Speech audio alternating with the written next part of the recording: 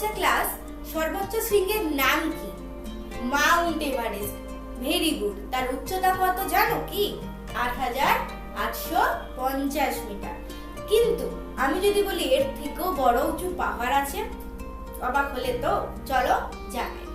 এর থেকেও বড় উঁচু যে পাহাড় আছে তার নাম হচ্ছে মৌনা লোয়া এবং তার উচ্চতা হচ্ছে ৯,১৭০ মিটার। তাহলে একে কেন সর্বোচ্চ শৃঙ্গ বলি না? চলো জানা যাক তার পেছনে রিজন কি আছে। আসলে এই যে মৌনা লোয়া পাহাড়টা রয়েছে, এই পাহাড়টার সমুদ্রের উপরে বা ভূমিভাগে তার উচ্চতা হচ্ছে ৪,১৭০ মিটার আর সমুদ্রের নিচে রয়েছে ৫,০০০ মিটার। তো পুরো লেন্থ অনেক বেশি হলেও সমুদ্রের নিচে অনেকটা থাকায় আর বৈজ্ঞানিকরা ভূমির ওপর থেকে কাউন্ট করায় মৌনা লোয়াকে আমরা সর্বোচ্চ শৃঙ্গ বলতে পারি না। তাই আমাদের সর্বোচ্চ শৃঙ্গের নাম কি?